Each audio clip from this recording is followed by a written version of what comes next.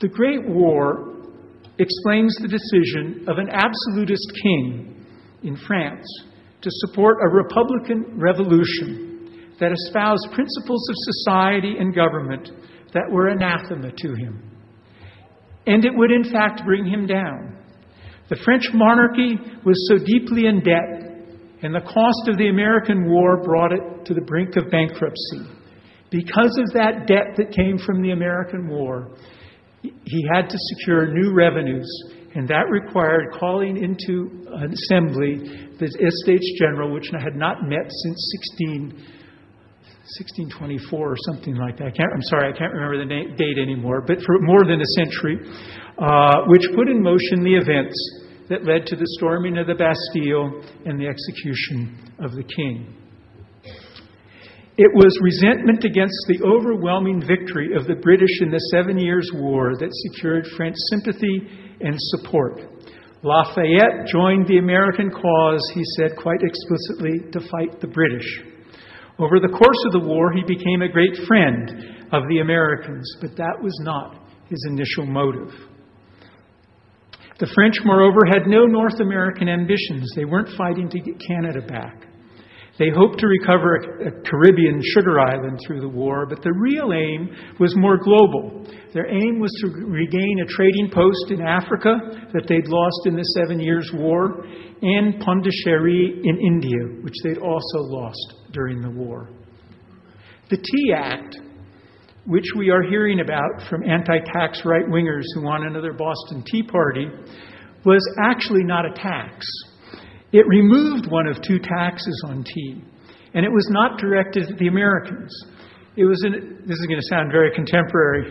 It was a solution to an imperial banking crisis of global proportions, one that the Americans had helped cause. The Bank of England faced a liquidity crisis. There was too much debt in the empire.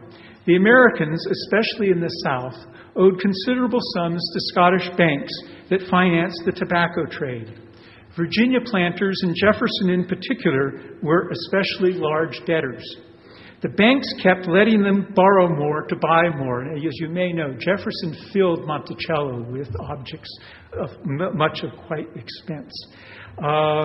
In any event, the fiscal crisis in London caused the Bank of England to call in the credit given the Scottish banks, who sought payment from Virginia planters who could not pay.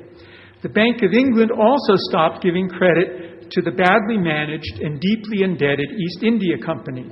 The company had no cash, but it had thousands of tons of tea. The government scheme was to convert tea into money that could be used by the company to service its debt. They repealed the requirement that the company's ships stop in London and pay a tea tax there before going on to America, where there was a second tea tax. That legislation substantially reduced the cost of tea. The problem in Boston was not that tea was too expensive, but that it was too cheap.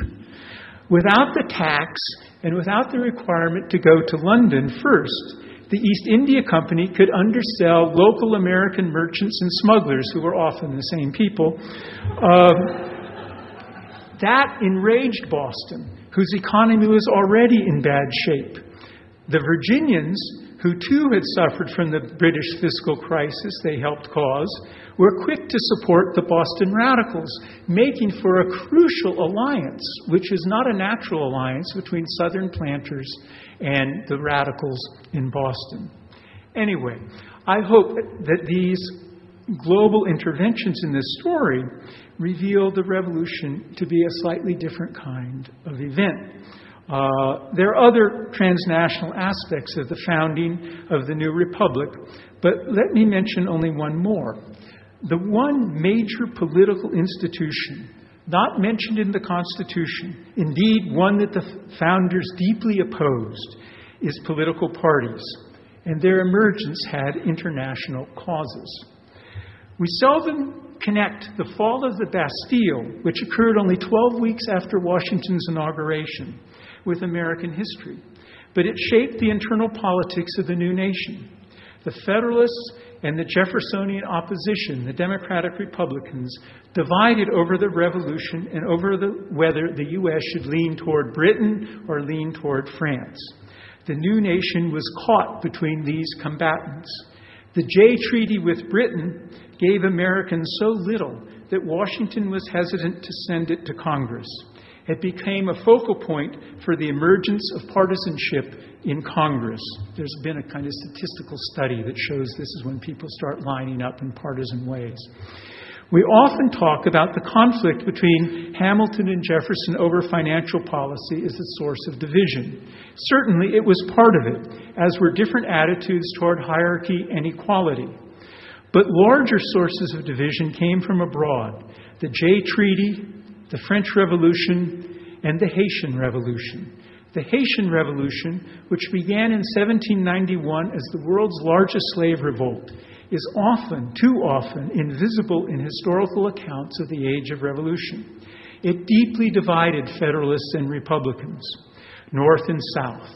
Adams, as president, a conservative, maybe the most conservative person ever to hold the presidency, supported the Haitian revolutionaries.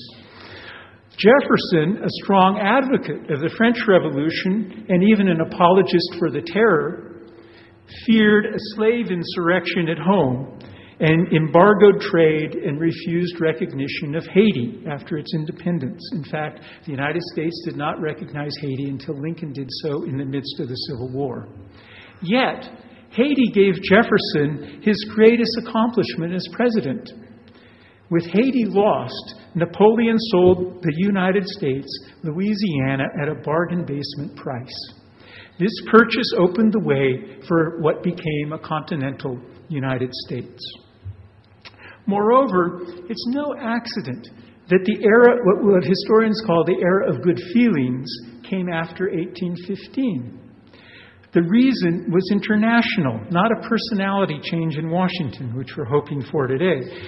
In the end, with the end of the war, finally this 126-year war ends between France and England. That meant that the external irritant that was causing this party conflict disappeared. It wasn't a character change.